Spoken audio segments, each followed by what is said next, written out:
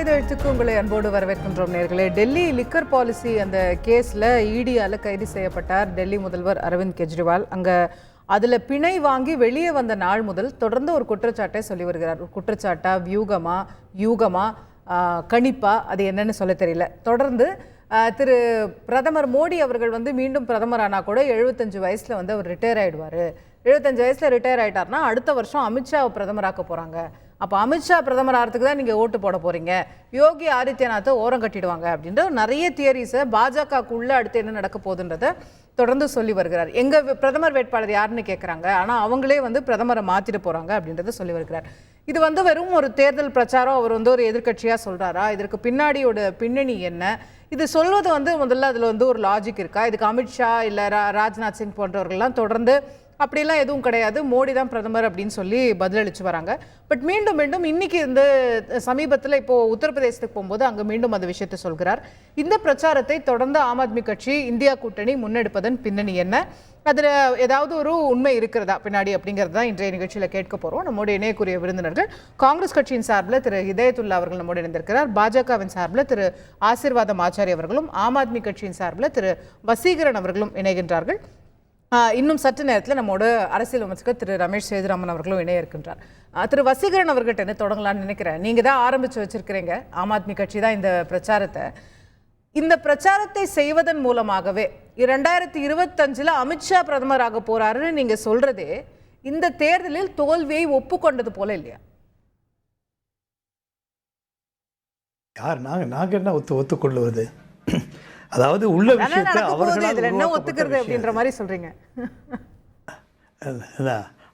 அவர்களால் உருவாக்கப்பட்டது தானே அந்த 75 வயசுங்கிறது. அந்த செய்தி இல்ல 75 வயசு அவங்க உருவாக்குனாங்களான்றதுக்கு வருவோம். ஆனா இந்த தேர்தலில் நீங்க ஜெயிக்க போறதில்ல, மோடி தான்றதை நீங்க ஏத்துக்கிட்டு தானே பேசுறீங்க. அப்போ கெஜ்ரிவால் வென்றால் பதில் சொல்லல, நீங்களும் அந்த பதில நீங்க தான் சொன்னீங்க, நான் சொல்லல. நான் அப்படி சொல்லவே இல்லை.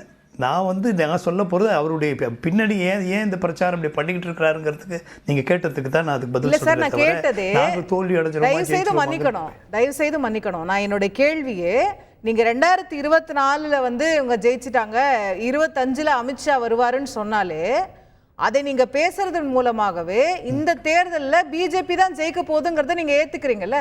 That is the பிரிமைஸ். அப்படி அர்த்தம் இல்லை. அதாவது இவர்கள் பிரச்சாரம் பண்ணிக்கிட்டு இருக்கிறாங்க, பிஜேபி காரர்களோட பிரச்சாரத்தில் மோடி தான் வருவார், அவர் 400 சீட்டு ஜெயிப்பார்னு அவங்க சொல்லிக்கிட்டு இருக்கிறாங்க. அவங்க சொல்லிக்கிட்டு இருக்கிறதுக்கு தான் பதிலே தவிர இவர்கள் வெற்றி பெற்று விடுவார்கள் என்பதற்கான பதில் இல்லை இது. அவர்கள் அந்த மாதிரி ஒரு சூழல் ஏற்பட்டால் அவர்கள் அமித்ஷாவை தான் கொண்டு வருவதற்கான எண்ணத்தில் அவர்கள் செய்து கொண்டிருக்கிறார்கள் என்பதை அவர்கள் ஏற்கனவே இப்படி ஒரு விதியை வைத்திருக்கிறார்கள். இந்த விதிப்படி அத்வானி அவர்களை, முரளி மனோகர் ஜோஷி அவர்களை, இதெல்லாம் அவங்க ஏற்கனவே அவர்கள் சொன்னது அதற்கான தகுந்த ஆதாரங்கள் இருக்கு. அமித்ஷா பேசினதுக்கு ஆதாரம் இல்லாம இல்ல. இந்த வீக் பத்திரிகையில் அவர் கொடுத்த பேட்டி அது. அதனால இது அரவிந்த் கெஜ்ரிவால் அவர் உள்ளதைத்தான் சொல்லி இருக்கிறாரே தவிர அவராக இது சொல்லல.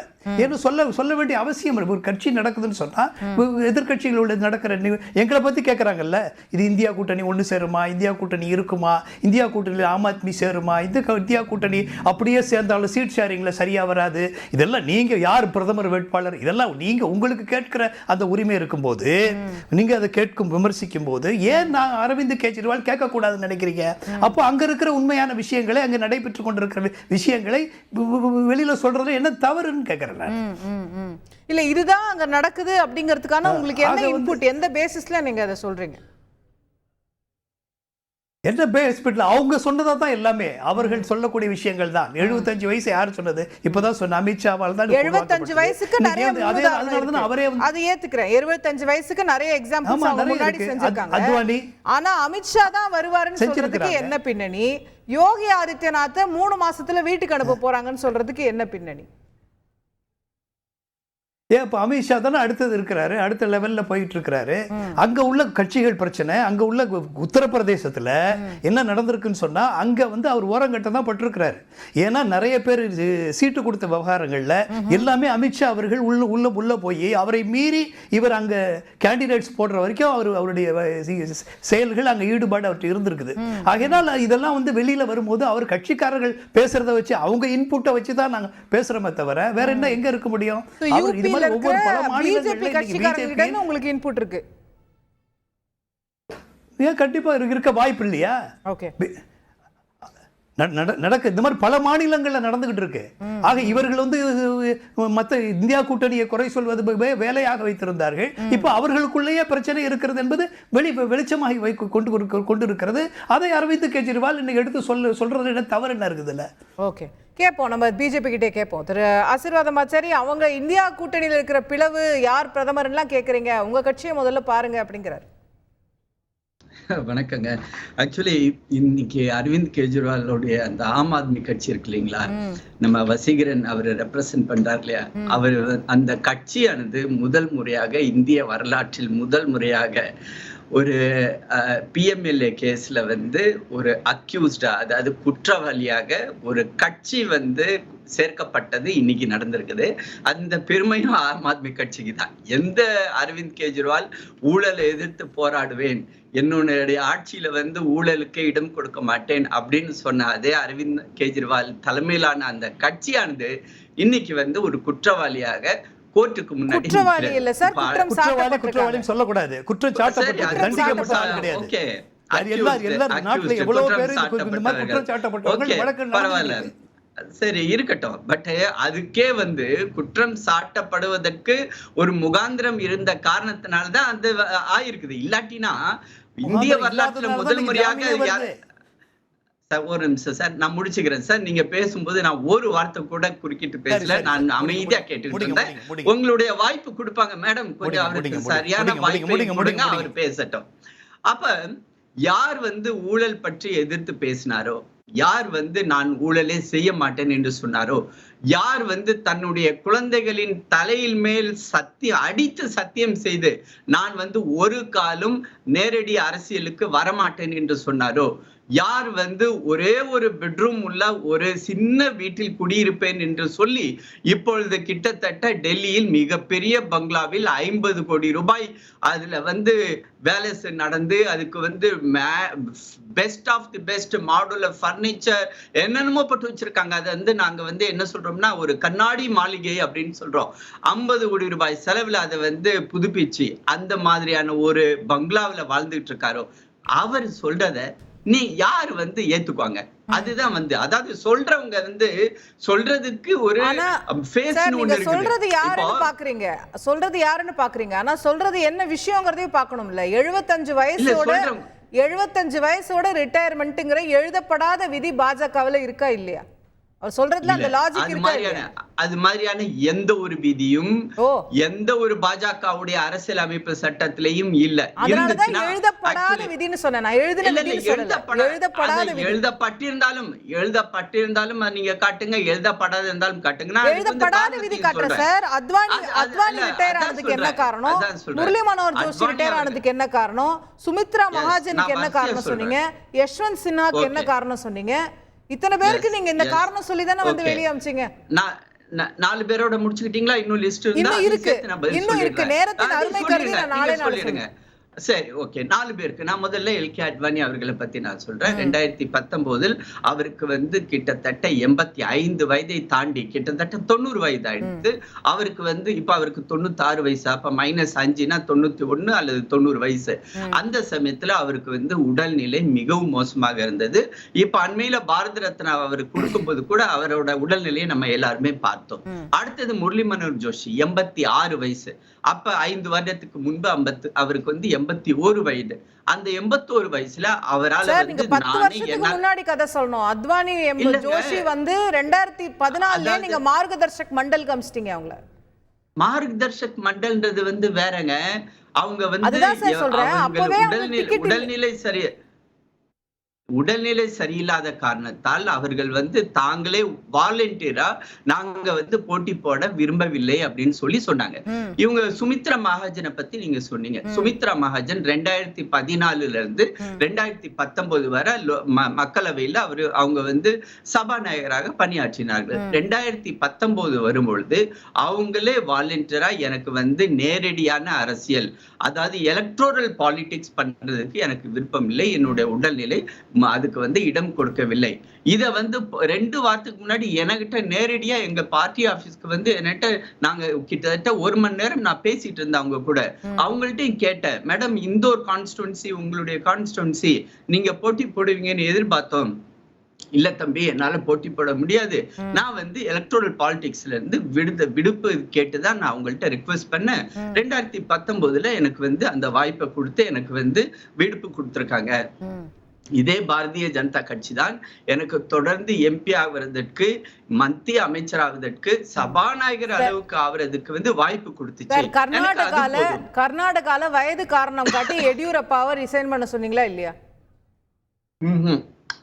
அதுவும் தப்பான தகவல். அதாவது என்ன நீங்க பண்றீங்கன்னா, ஒரு 4-5 பேரை எடுத்து வச்சுக்கிட்டு இதையே வந்து திரும்பி திரும்பி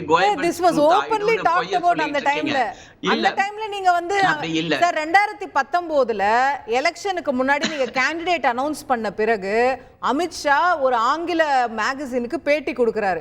75 வயசுக்கு மேல ஒருத்தருக்கு கூட நாங்க சீட்டே கொடுக்கல, நாங்க வந்து அந்த அளவுக்கு எங்க கட்சியில கட்டுக்கோப்பா இருக்கிறோம்னு சொல்லி பேட்டியே கொடுத்திருக்கிறாரு. அது எந்த கணக்கு? அதாவது திரு அமித்ஷா அவர்கள் பயன்படுத்திய ஹிந்தி வார்த்தையில அவங்கள வாலண்டியராக அவர்களே முன் வந்து அப்படின்னு இருந்துச்சு. இப்போ வந்து அமித்ஷா அவர்கள் வந்து எப்பொழுதுமே ஹிந்தியில பேசக்கூடியவர்.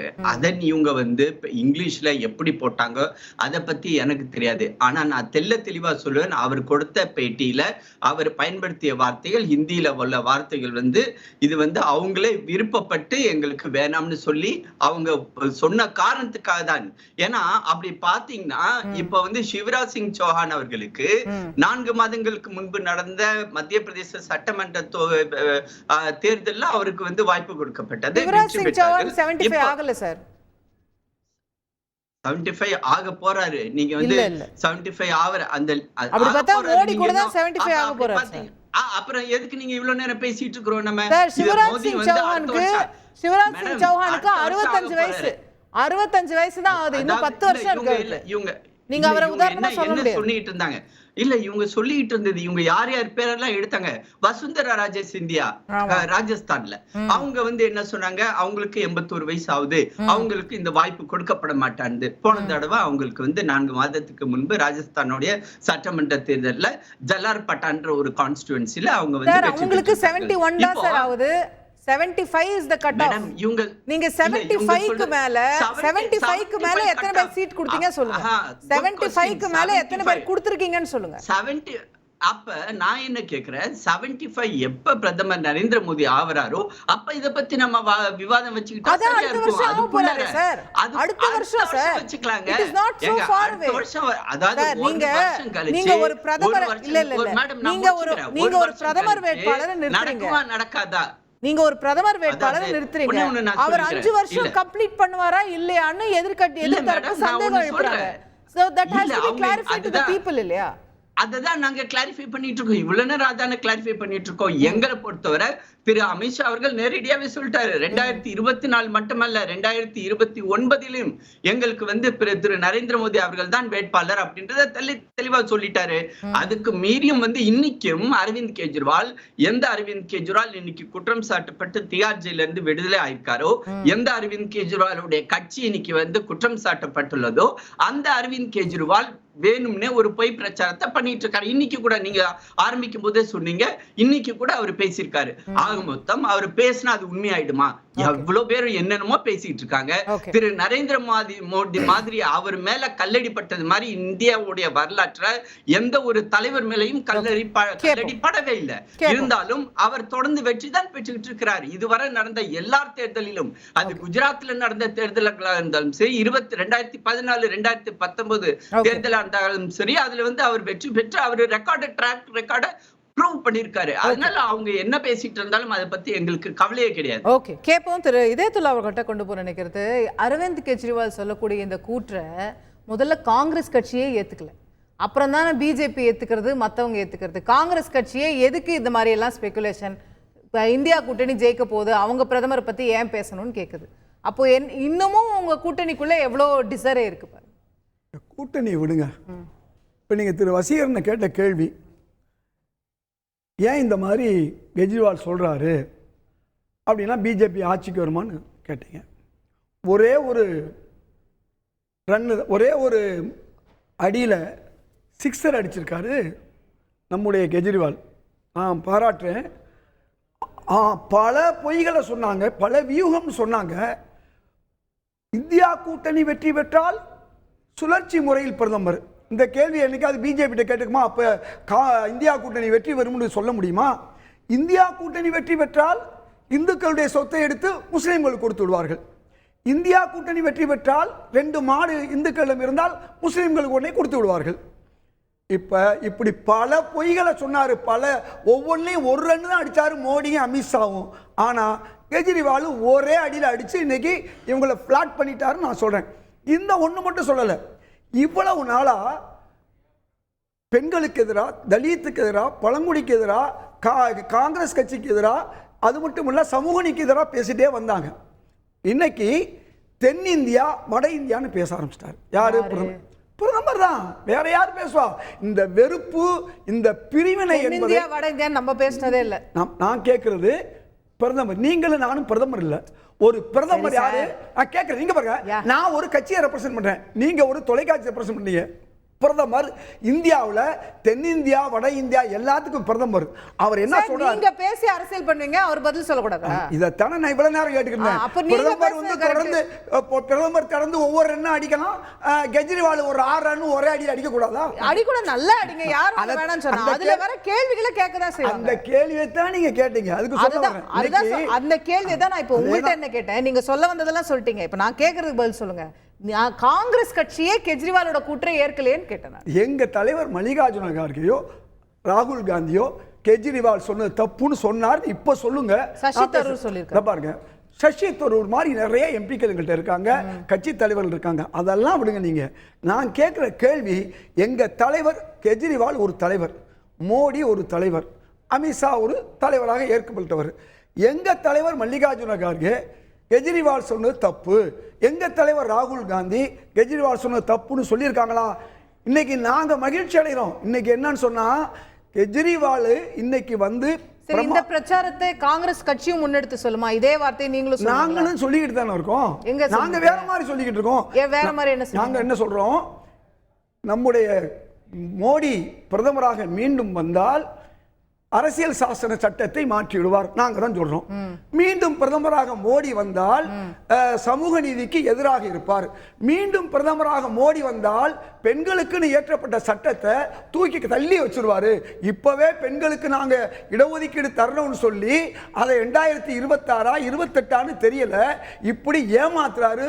இந்தியாவுடைய சரிபாதி இருக்கக்கூடிய பெண்களை 10 ஆண்டுகள் நினைச்சிருந்தா சோனியா காந்தி அவர்கள் அந்த சட்டத்தை கொண்டு வந்த போது, அந்த சட்டம் உருவான போது, அதுக்கு பிறகு இப்ப 10 வருஷமா கொடுக்காம பெண்களை ஏமாத்துறாரு, தலித்துகளை ஏமாத்துறாரு.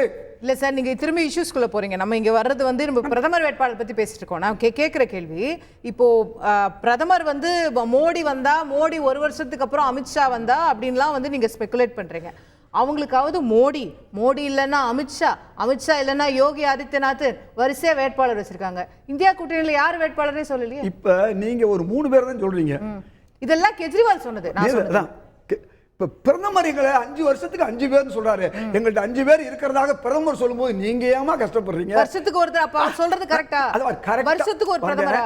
கரெக்டா இல்லையாங்கிறது வந்து காலம் பதில் சொல்லணும். சார், நீங்க தான் அவரை துணைக்கு கூப்பிட்டீங்க. அதனால அவர் சொல்றது கரெக்டா. நான் துணைக்கு கூப்பிடல, அவரே எங்கள்ட்ட 5 பிரதமர் இருக்காருன்னு வியூகத்துல அவர் சொல்லும்போது நாங்க வியூகத்துல சொல்லக்கூடாதா? நீங்க சொல்லுங்களேன். நீங்க சொல்ல மாட்டேங்கிறீங்க. நாங்க ஏன் சொல்லணும்னு கேக்குறேன். எங்களுக்கு நீங்க குழந்தை பிறந்தா அது ஆனா பெண்ணானே பார்க்க கூடாதுன்னு சொல்லி இன்னைக்கு சட்டமே இருக்கு.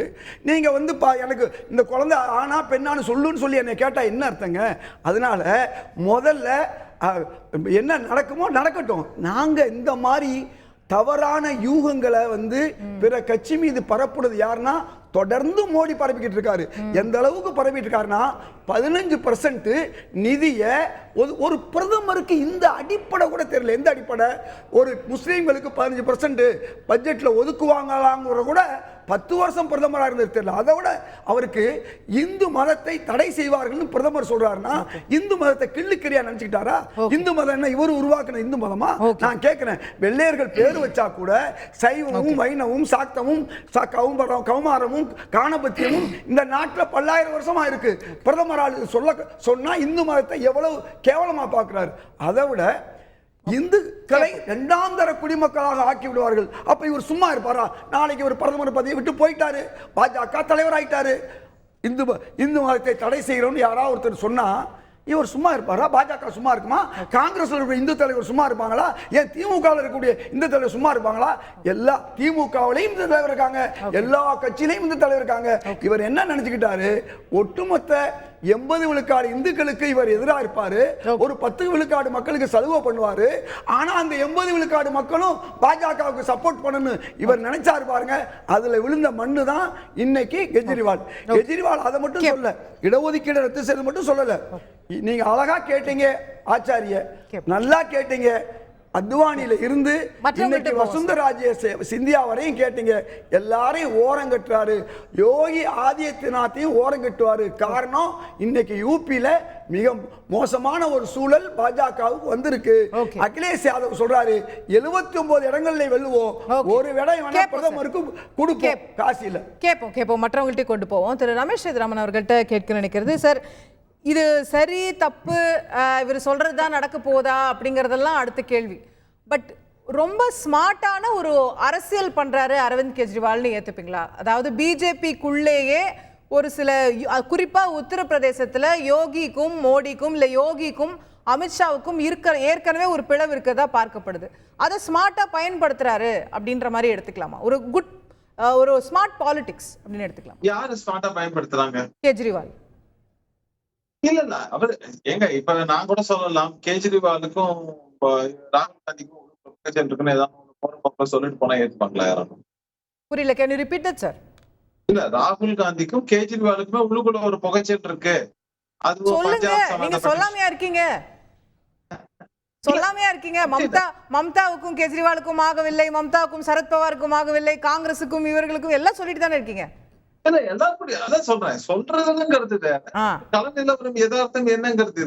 இன்னொன்னு அதே மாதிரி நினைச்ச மாதிரி எல்லாம் சும்மா இன்னைக்கு ஹோம் மினிஸ்டரா இருக்காரு, இல்ல ஒரு ரைட் ஹேண்ட் மேனா அமித்ஷா மோடிக்கு இருக்காருன்றதுனால அவர் எல்லாம் பிரைம் மினிஸ்டரா தான் ஆயிட முடியும்லாம் நினைச்சோம்னா நம்ம டெல்லி பாலிடிக்ஸ் தவறா புரிஞ்சிட்டு இருக்கோம் அப்படிங்கறது என்னுடைய தாழ்மையான கருத்து. டெல்லி பாலிடிக்ஸ்ங்கிறது கம்ப்ளீட்லி டிஃபரெண்ட்.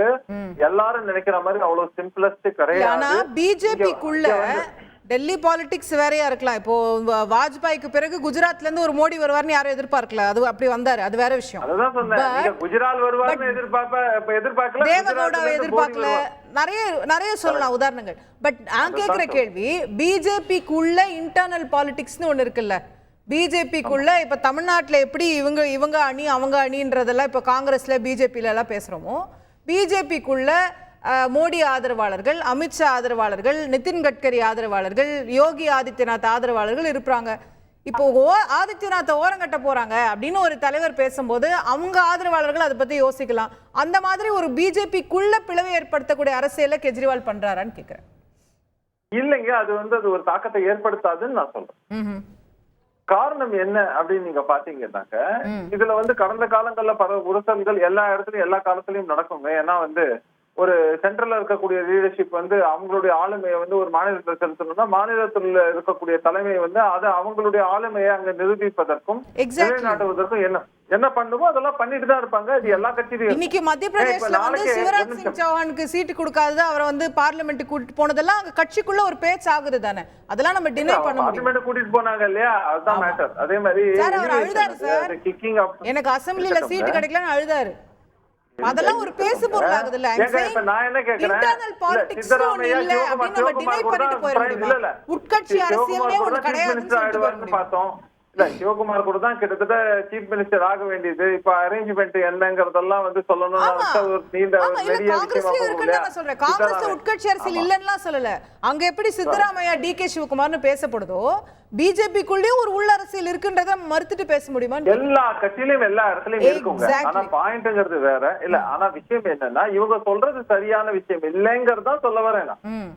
நான் சொல்வது இங்கே இருக்கக்கூடிய புரிதல்ங்கிறது தவறா இருக்கு. அந்த இது உண்மைக்கு புறம்பான ஒரு விஷயமா இருக்குங்கிறது தான் என்னுடைய பாயிண்ட்.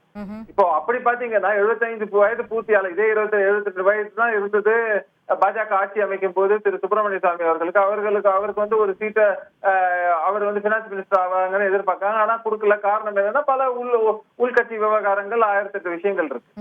அந்த உள்கட்சி விவகாரம் கடந்து போறீங்கல்ல, அததான் கெஜ்ரிவால் பெருசுபடுத்தி பேசுறாரு. இல்ல அது ஏன்னா இப்போ இதுல வந்து பல நீங்க வந்து கட்சிக்கு ஆட்சியில வரதுக்கு முன்னாடி நீங்க பல விஷயங்களை பேசலாம். ஆனா ஆட்சிக்கு வந்ததுக்கு அப்புறம் அதுக்கு நேர்மாறா செயல்படுவீங்க. உதாரணத்துக்கு சொல்லணும்னா இன்னி வரைக்கும் ராகுல் காந்திக்கு எதிரான நேஷனல் ஹெரால்டு கேஸ்லயோ இல்லன்னா வந்து அதே மாதிரி ஃபாரின் சிட்டிசன்ஷிப் விஷயத்திலயோ பாத்தீங்கன்னா மோடி அரசு மௌனம் காக்கிறது.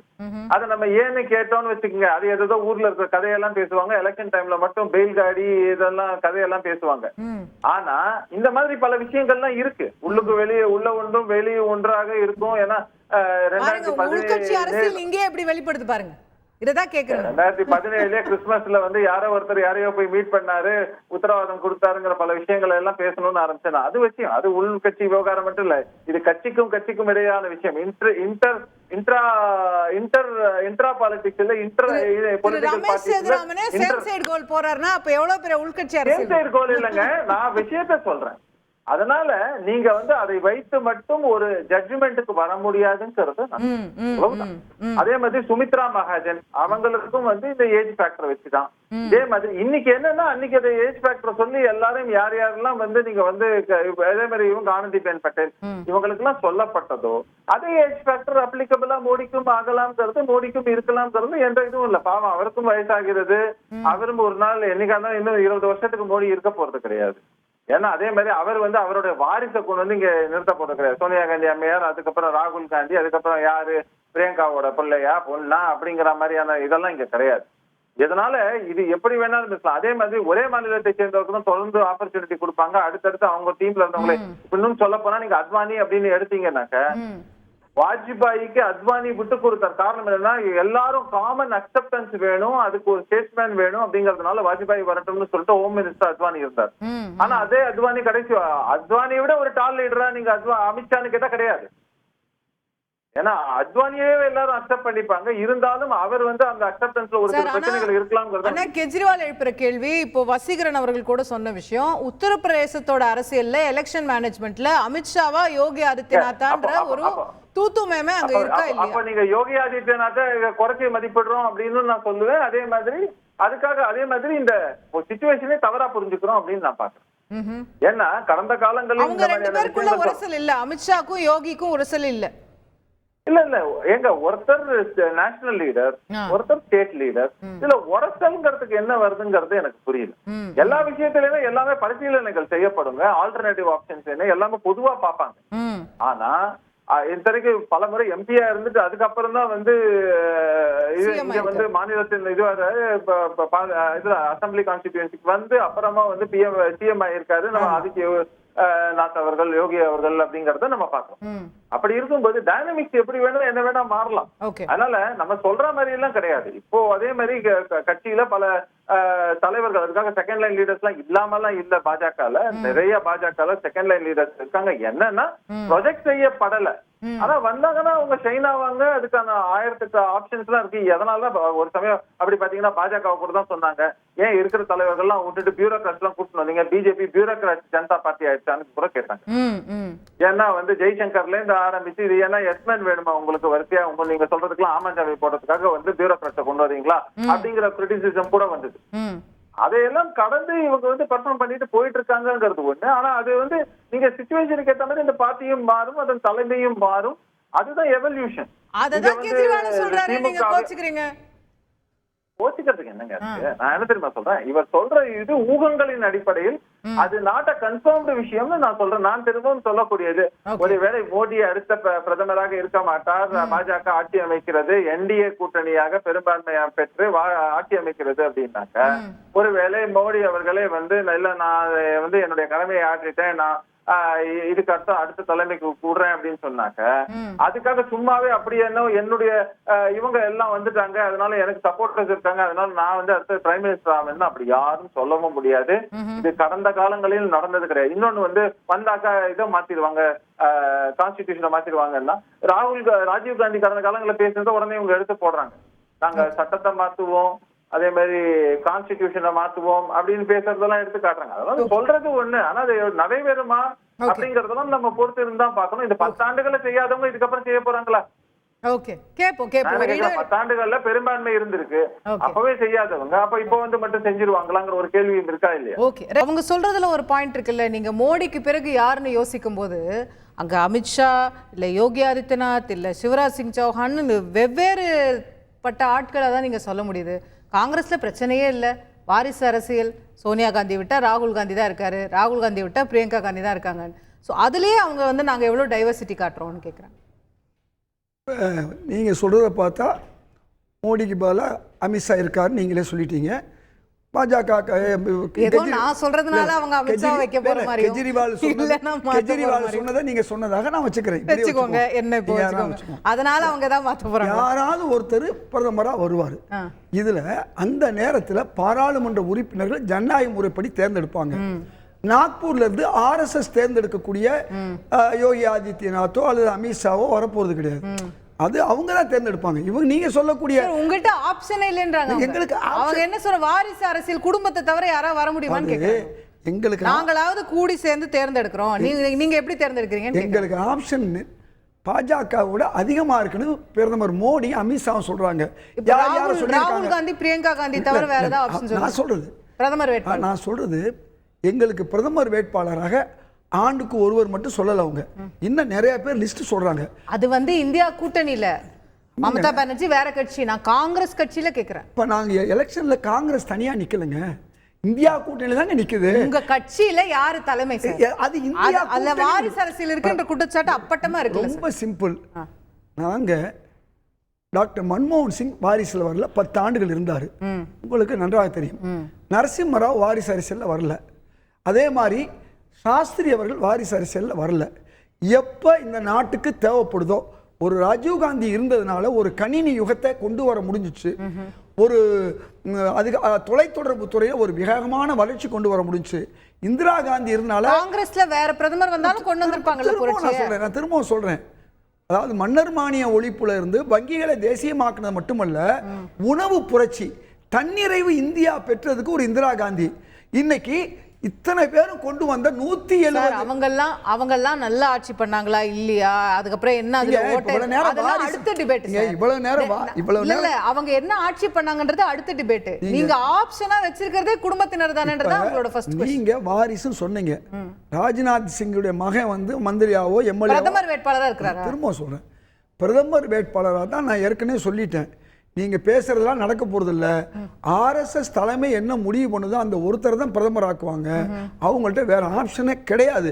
அவர் யார் ஆக்குறாங்கன்னு தெரியாது. என்னைய பொறுத்தவரை இந்த தலைவர்கள் எல்லாம் இருந்த பொழுது ஒரு மிகப்பெரிய, அதாவது இன்னைக்கு பல லட்சம் வேலைகளை இந்திய மக்களுக்கு கொடுத்தது பொதுத்துறை நிறுவனம். அந்த பொதுத்துறை நிறுவனம் தான் இடஒதுக்கீடு கொடுத்து பல பேர் அங்கே வேலைக்கு வர முடிஞ்சு. அதை ஒழிக்கிறதுக்கு தான் இன்னைக்கு பிரதமர் இவ்வளவு காரியத்தை செய்கிறாரு. அது மட்டுமல்ல, இந்த பொதுத்துறை நிறுவனங்களை ஒன்றையாவது உருவாக்குனாரா? ஒரு பக்னாரங்கள் அணை திட்டம் மாதிரி கொண்டு வந்தாரா? ரூர்கேலா பிலாய் மாதிரி கொண்டு வந்தாரா? ஒரு BHEL, ஒரு நெய்வேலி மாதிரி ஒரு துப்பாக்கி தொழிற்சாலை, ஒரு இதையெல்லாம் ஏதாவது ஒரு பிரதமர் கொண்டு வந்தாரா? கேள்வி இதுதான். அவர் என்ன செய்யறாரு? RSS சொல்றதை கேட்கிறாரு, பிற்படுத்தப்பட்டவர்களுக்கு எதிராக இருக்கிறாரு, தாழ்த்தப்பட்டவர்கள். எப்படி சொன்னா, உங்களுக்கு ராமாயணம் மகாபாரதம் தெரியும். அதாவது வியாசர் என்ன எழுதினாரு? மகாபாரதம் எதுக்கு எழுதினாரு? மண்ணாசை கூடாதுன்னு எழுதினாரு.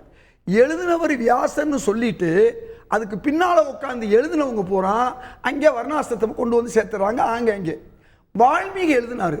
அந்த வால்மீகி எழுதினக்கூடிய அந்த ராமாயணத்தை கேட்டா பிற்படுத்தப்பட்டவர் எழுதினார்னு சொல்லுவாங்க. ஆனா உள்ளுக்குள்ள என்ன இருக்குன்னு சொன்னா, இன்னைக்கு என்ன மோடி அவர்கள் தான் ஒரு பிசியா இருந்துக்கிட்டு ஒரு உயர் வகுப்புக்கு செய்கிறாரோ, எப்படி ஒரு ஜனாதிபதிய பேருக்கு வந்து ஒரு பழங்குடியில கொண்டு வந்து பண்றாங்களோ, இதுதான் அன்றும் சரி இன்றும் சரி. இன்னைக்கு கூட உங்களுக்கு தெரியும், இளவரசர்னு ராகுல் காந்தியை மட்டுமல்ல முலாயம் சிங்கே சொல்றாரு. இவங்களாவது 2 பேரும் பதவி இல்லாத இளவரசர். லவகுசான்னு நீங்க கேள்விப்பட்டிருப்பீங்க. இந்த 2 பேருமே பதவி இல்லாத இளவரசர்கள். ஆனா அந்த 2 பேரும் தான் ராஜா ராமனா இருந்த அந்த ராமரை வீழ்த்தினாங்கிறது வரலாற்றுல வருது. ராமரோட வாரிசுகள் சார். நான் அதை தாங்க சொல்றேன். நீங்க இங்கே வாரிசு தான் இளவரசர்னு நீங்க சொல்றீங்க பாருங்க. இந்த பிரதமர் மோடிக்கு, அமித்ஷாவுக்கோ, பிஜேபி காரங்களுக்கு இந்து மதத்தை பத்தி புரியல, ராமாயணத்தை பத்தி புரியல, மகாபாரதத்தை பத்தி புரியல. இந்து மதம் வந்து அழிக்கப்படும் நீ சொல்லும் போது இவர் உண்மையான இந்து அல்ல மோடி என்பதை நம்ம புரிந்து கொள்கிறோம். திரு ஆசீர்வாதம் ஆச்சாரி இதுல வந்து ஒரே ஒரு விஷயம், அதாவது உமாபாரதிக்கு வந்து எனக்கு தேர்தல் அரசியல் வேணாம்னா கூப்பிட்டு என்ன செஞ்சிருக்கணும், ஜெய்சங்கருக்கும் நிர்மலா அம்மாவுக்கும் சுமித்ரா மகாஜனுக்கு என்ன கொடுத்திருக்கலாம், நீங்க என்ன கொடுத்திருக்கணும், ஒரு ராஜ்யசபா எம்பி கொடுத்திருக்கலாம், ஆளுநர் கொடுத்திருக்கலாம், ஏன் ஜனாதிபதியாவே ஆக்கியிருக்கலாம். ஒரு பாபர் மசூதியை இடிச்சு இன்னைக்கு இந்த ஆட்சி வர்றதுக்கு காரணமா இருந்த இவர்களுக்கெல்லாம் என்னென்ன செஞ்சிருக்கலாம். சுமித்ரா மகாஜன் வந்து பாபர் மசூதிக்கு எல்லாம் போகல. நான் கேட்கறது, அவங்க இடிக்க கூடாதுன்னு எதுவும் சொல்லிட்டு இருந்தாங்களா? பாஜக இருக்கக்கூடிய எல்லாருமே இன்னைக்கு என்ன சொல்றாரு, நேத்து பாபர் மசூதி, நாளைக்கு ஞானவாபி, நாளைக்கு வந்து மதுராவிலையும் இதுலயும் நாங்க இடிச்சிட்டு கோயில் கட்டுவோம். இப்ப புதுசா எந்த பள்ளிவாசலை இடிச்சு சீதை கோயில் கட்ட போறாங்கன்னு தெரியல. நான் தான் இலங்கை பயண கட்டுரையில இலங்கைக்கு போய் சீதைக்கு ஒரு கோயில் இருக்குன்னு சீதை கோயிலை பத்தி இன்னைக்கு பேசுறாங்க. 30 வருஷத்துக்கு முன்னாடி நான் பேசியிருக்கேன். என்ன பண்றது? Okay, right, fine. அதாவது ஹிதாயத்துல்லா அவர்கள் வந்து ஒரு 4-5 பாயிண்ட் வந்து போற போக்குல வந்து எங்க மேல குற்றம் சாட்டணும்ன்ற காரணத்துக்காக எந்த ஒரு முகாந்திரமும் இல்லாம அவர் பாட்டு சொல்லிட்டு போயிட்டாரு. அதை வந்து ரிபட் பண்றது என்னுடைய கடமை. அந்த கடமைக்காக நான் சொல்றேன், அரசியலமைப்பு சட்டத்தை நாங்க திருத்திடுவோம் சொல்றாங்க இல்லைங்களா. இதுவரை 106 தடவை வந்து திருத்தப்பட்டுள்ளது. அதில் கிட்டத்தட்ட 80 தடவைக்கு மேலாக காங்கிரஸ் கட்சி ஆட்சியில் இருக்கும்போது திருத்தப்பட்டது. 2வது பாயிண்ட் வந்து இவரு 15% வந்து இஸ்லாமியர்களுக்காக பட்ஜெட் வந்து போடுவோம் அப்படின்றது வந்து பிரதமர் வந்து ஒரு குற்றச்சாட்டு வைத்தாரு காங்கிரஸ் கட்சி மேல. நான் ஒரே ஒரு டாக்குமெண்ட்டை மட்டும் அவருக்கு வந்து சொல்ல விரும்புகிறேன். பிரஸ் இன்ஃபர்மேஷன் பியூரோவோட மினிஸ்ட்ரி ஆஃப் மைனாரிட்டிஸ் அஃபேர்ஸ் உடைய ஒரு பிரஸ் ஸ்டேட்மெண்ட் 19 டிசம்பர் 2008. அதுல வந்து தெளிவா அவங்க என்ன சொல்லியிருக்காங்கன்னா, prime minister's new 15-point programme for the welfare of minorities. இதேத்துல்லா சார், நீங்க இதை கேட்டுக்கோங்க, வெர்பாட்டிம் நான் படிக்கிறேன், இது என்னோட வார்த்தைகள் கிடையாது. ஒரு செகண்ட் இருங்க சார், நான் சொல்றது கேட்டு சார், என்னோட டைமை சேர்த்து நீங்க பேசுனீங்களா, கொஞ்ச நேரம் பொறுங்க, நாங்களும் பேசுறோம். அதுல என்ன சொல்லியிருக்காங்க தெரியுமா, இது கவர்மெண்ட் டாக்குமெண்ட்ல இருந்து எடுத்த மேடம், 2008 தேதி கூட நான் சொல்லிட்டேன். 15% of targets and outlays under various schemes and should be earmarked for the minorities. 2008 இவங்க சொன்னது. அதாவது ஒட்டு மொத்தமான பட்ஜெட்ல 15% ஸ்ட்ரெயிட் மைனாரிட்டிஸ்க்காக எடுத்துக்கிட்டாங்க. மைனாரிட்டி கமிஷன் மெம்பரா இருந்தவங்க அந்த நேரத்துல அந்த மைனாரிட்டி மினிஸ்டர்ல மெம்பரா இருந்தவங்க 1% கூட ஒதுக்கலைன்னு நாங்க அன்னைக்கே கேள்வி எழுப்பினோம். ஆனா இத ஏன் செய்ய விட முடியலன்னா, உங்களுடைய கூட்டணி கட்சிகள் யாருமே ஒத்து வரல. அன்னைக்கு வந்து கூட்டணி கட்சி, ஏன்னா அது நீங்க காங்கிரஸ் கட்சியில UPA 1 UPA 2 பீரியட்ல நீங்க அப்புறம் குறுக்கு கேள்வி கேளுங்க, நீங்க அப்புறம் கேள்விங்க. இன்னும் 2 பாயிண்ட் இருக்குது, சேர்த்து கேட்டுக்கோங்க.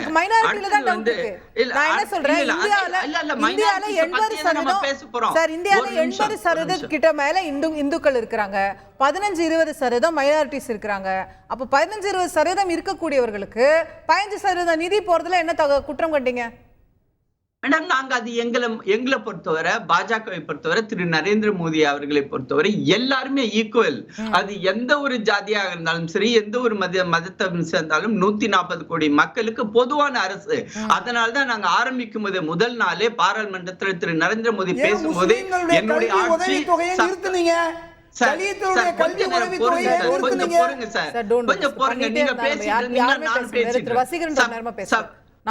சப்கா சாத், நான் சொல்லிடுறேன், நான் இதை முடிச்சுக்கிறேன், 2 பாயிண்ட்ல முடிச்சுக்கிறேன். சப்கா சாத் சப்கா விகாஸ்ன்றது முதல் தன்னுடைய பாராளுமன்ற உரையிலேயே திரு நரேந்திர மோடி அவர்கள் பேசிட்டு தான் ஆரம்பிச்சாரு. ஏன்னா நாங்கள் மத ரீதியாக எந்த ஒரு பாகுபாடும் நாங்கள் பார்ப்பது கிடையாது. அடுத்தது உத்தரப்பிரதேசத்துல நீங்க மேடம் நீங்க தான் சிண்டு முடியறதுக்கு வந்து முயற்சி பண்ணீங்க. அமித்ஷா அவர்களுக்கும் திரு யோகி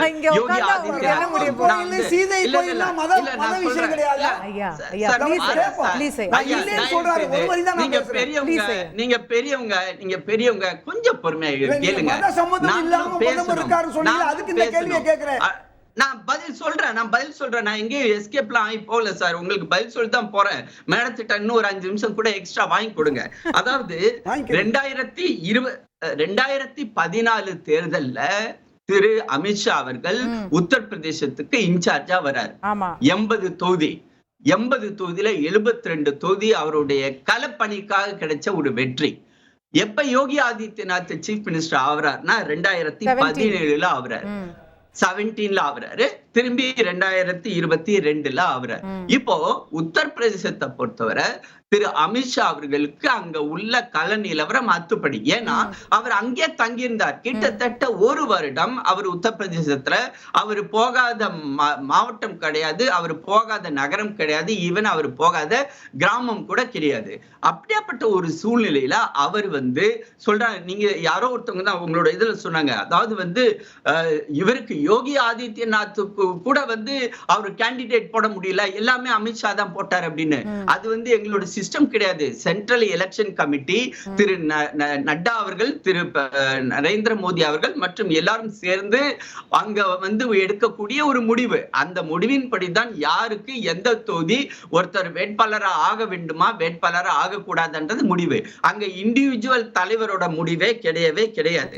அடுத்தது நீங்க இன்னொரு பாயிண்ட் சொன்னீங்க, சிவராஜ் சிங் சௌஹான் என்னமோ அழுதாரு, எனக்கு வந்து தொகுதியே கொடுக்கல. எங்களுக்கு மேடம் அழுதாரு, எப்பொழுதுமே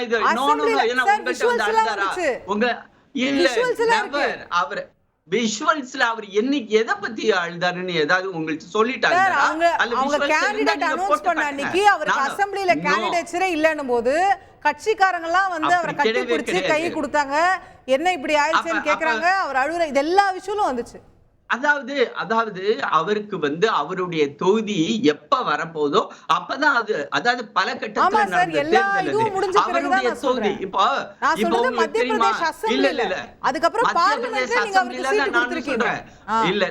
பிரதேச அசம்பிளி தான் நானும் சொல்றேன். மத்திய பிரதேச அசம்பிளிலையும் ஒரு கட்ட தேர்தல் கிடையாது. அவருடைய எந்த தொகுதியில நின்னாரோ அந்த சமயத்துல அதுக்கு டைம் அதிகமா இருந்துச்சு. உங்களுக்கு தெரியுமா, 7வது கட்டத்துடைய உங்களுடைய உரிமை அது. நீங்க சொல்றது என்ன வேணாலும் சொல்லுவீங்கன்றது நாங்க அக்செப்ட் பண்ணணும்னு ஒன்னும் அவசியம் கிடையாது. அது உண்மைதான். அது எங்களை பொறுத்தவரைங்க எந்த ஒரு, அதாவது பாஜக RSS உடைய வளர்ப்பு எப்படி தெரியுமா, எங்களுக்கு வந்து நாடு முக்கியம், அடுத்தது பார்ட்டி 2வது, 3வது தான் செல்ஃப். எங்களை பத்தி யோசிக்கிறது அதுதான். ஒவ்வொரு RSS உடைய வளர்ப்பும் ஒவ்வொரு பாஜக உடைய வளர்ப்பும் நாங்க என்னைக்கு பாஜக சேர்றோமோ, என்னைக்கு RSS சேர்க்கிறோமோ, அந்த முதல் நாள்ல இருந்தே எங்களுக்கு அது மாதிரி வந்து எங்களை வந்து வளர்க்குறாங்க. அதனால வந்து யாருக்குமே சீட்டு கொடுக்கல, யாரும் அழுகுறாங்க அப்படின்றதெல்லாம் இது வந்து உங்க ஊடகங்களுடைய கட்டுக்கதையா தான் நான் பார்க்கிறேன். அப்புறமேட்டு வந்து மன்மோகன் சிங் அவர்கள் பத்தி சொன்னாரு. 2004 மன்மோகன் சிங் அவர்களை இவங்க ஏதோ வந்து பெரிய மனசு எடுத்து கொண்டு வந்து பிரதமர் ஆகிட்டது மாதிரி இதேத்துல பேசினார். உண்மையிலே அன்னைக்கு காலையில சோனியா காந்திக்கு தான் வந்து முடிசூட்டு விழா நடத்தணும்ன்றதை இவங்க முடிவு பண்ணியிருந்தாங்க. ஆனால் ஏதோ ஒரு துரதிருஷ்டவசமான காரணத்தால் நம்மளுடைய நண்பர் ரமேஷ் சேதுராமன் இருக்கிறார், அவருக்கு முழு விவரமும் தெரியும். அவரை வந்து சோனியா காந்தி நான் பிரதமராக அவருக்கு வந்து ஸ்வேரிங் இன் செர்மனி நடத்த மாட்டேன் என்று திரு அப்துல் கலாம் சொன்ன காரணத்துக்காக அன்னைக்கு வந்து மன்மோகன் சிங் அந்த வாய்ப்பை கொடுக்கப்பட்டது. இன்னைக்கு வந்து மன்மோகன் சிங் அவர்களை வந்து நீங்க ஏதோ வந்து கொண்டு வந்து சொல்லிட்டேன்னு இவர் ஏன் பொய்ய சொல்றாரு? 2009 அவர் சொல்றாரு பாத்தீங்களா? 2009 கூட மன்மோகன் சிங் பேர்ல தான் அவங்க வந்து அதன் காரணமாக அந்த வாய்ப்பு கொடுக்கப்பட்டது. சோனியா காந்தி தான் முயற்சி பண்ணாங்க. நேரம் ரொம்ப குறைவா இருக்கனால நான் புது கேள்வி எதுவும் எழுப்பல. திரு வசீகரன், நீங்க இறுதி கருத்து ஏதா இருந்தா யுவர் ஆப்பர்ச்சுனிட்டி. அதாவது திரு ஆச்சாரிய அவர்கள் மிக அழகாகவும் பேசுகிறாரு, திறமையாகவும் பேசுகிறாரு. அதாவது மதுபான கொள்கைங்கிறது இது வந்து பொதுவாக வந்து நம்ம டெல்லியில் வந்து ஆமாம் அரவிந்த் கெஜ்ரிவால் கல்வியிலையும் சுகாதாரத்திலையும் மிகப்பெரிய ஈடுபடுத்தி தான் மிகப்பெரிய வெற்றியை கண்டிருக்கிறார். அதாவது மதுவை வந்து அரசு நடத்தக்கூடாது, கல்வியை அரசு நடத்தணும், சுகாதாரத்தை அரசு நடத்தணும் அப்படிங்கிறது தான் அடிப்படை கொள்கையாக எங்கள் கொள்கையாக இருந்தது. அதை பேஸ் பண்ணி ஒரு அரசுக்கு வந்து ஒரு பாலிசியை கிரியேட் பண்ணுறதுக்கு உரிமை இருக்குது. அதன் அடிப்படையில் தான் அந்த பாலிசி உருவாக்கப்பட்டுச்சு. அந்த பாலிசியும் நம்ம மற்ற மாநிலங்கள் மாதிரி கிடையாது. டெல்லி எல்லாமே ஆளுநருக்கு தெரியாமையோ எல்லாமே எல்லாத்துக்கும் உட்பட்டு அவருடைய அனுமதி இல்லாமல் நாங்கள் எதுவுமே பண்ண முடியாது. அப்படி இருக்கும்போது அவருக்கு தெரிஞ்சு தான் அந்த பாலிசியெல்லாம் கொண்டு வர்றோம். கொண்டு வந்து மாஃபியாக்கள் கையில் அது போயிடக்கூடாதுங்கிறதுக்காக தான் அது முறையாக அது செய்யப்பட்டுச்சு. இந்த டாபிக் உள்ள வந்துறோம். நம்ம லிக்கர் பாலிசி தனியா கூட டிபேட் பண்ணுவோம். அது நீங்களே வந்து பேசுங்க. சொன்னது எனக்கு நேரம் ரொம்ப குறைவா இருக்கு. அந்த டிபேட்டுக்கு தான் வர்றேன். அந்த டிபேட் தான் இப்போ அது வந்து ஊழல்னாரு. கொஞ்சம் புரிஞ்சுக்கோங்க. ஐ அண்டர்ஸ்டாண்ட் உங்களுக்கு வாய்ப்பு குறைவா கிடைச்சிருக்கலாம் நீங்க ஃபீல் பண்ணுவீங்க.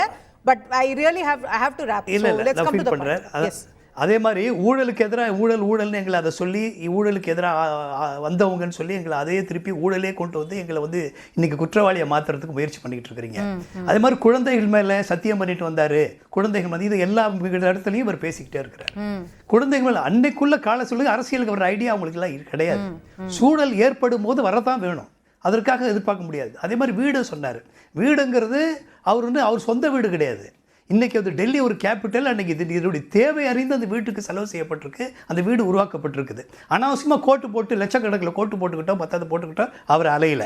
அதே மாதிரி இன்றைக்கி சொன்னீங்க தி வீக்குங்கிறது ஒரு முக்கியமான பத்திரிக்கை, இந்தியாவில் ரொம்ப பிரபலமான பத்திரிக்கை, ரொம்ப நம்பகத்தன்மையுடைய பத்திரிக்கை.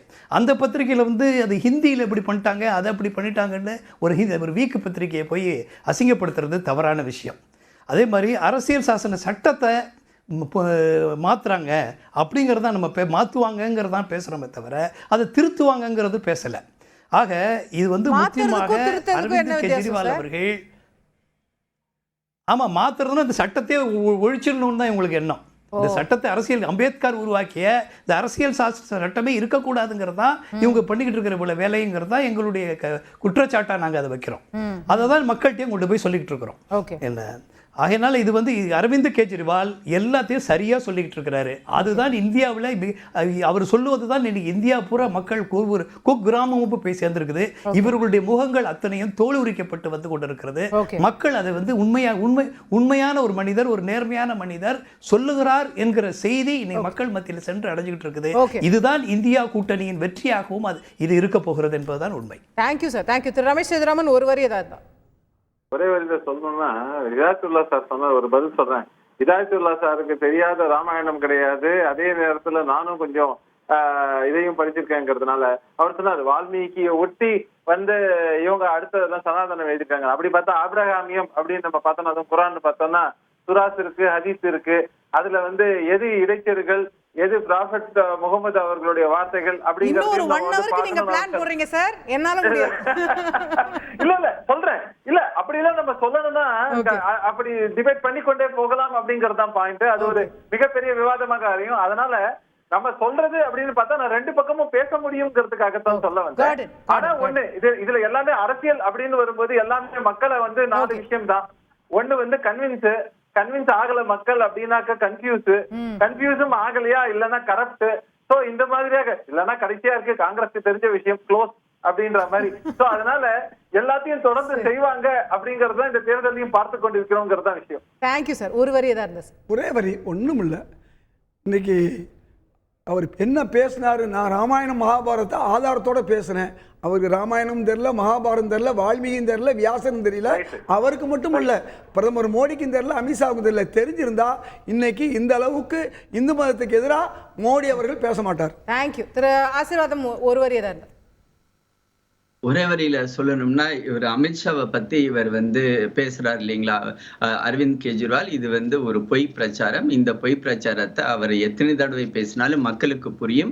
மக்கள் திரு நரேந்திர மோடி அவர்களை 3வது முறையாக பிரதமராக்குவதற்காக தங்களுடைய முழு ஆதரவை கொடுக்க இருக்கிறார்கள். 3வது முறையாக கண்டிப்பாக ஜூன் 4ஆம் தேதி நம்மளுக்கு ரிசல்ட் வரும்போது நம்ம அதை பார்க்க போறோம். Thank you. Thiru Vaseegaran, 1 sentence if you want to. நிச்சயமாக இந்தியா கூட்டணி மிகப்பெரிய வெற்றியை நோக்கி போயிட்டு இருக்கு. இதுக்கு இந்த தேர்தல் 4 கட்ட தேர்தலே சாட்சியாக இருக்கிறது. கண்டிப்பாக கெஜ்ரிவால் இந்திய மக்களால் ஏற்கப்பட்டு விட்டார்.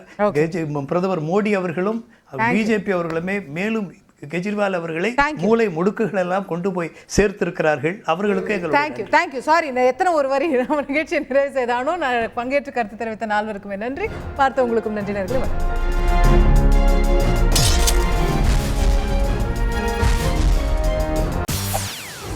செய்திகளை உடனுக்குடன் தெரிந்து கொள்ள உடனே சப்ஸ்கிரைப் பண்ணுங்க.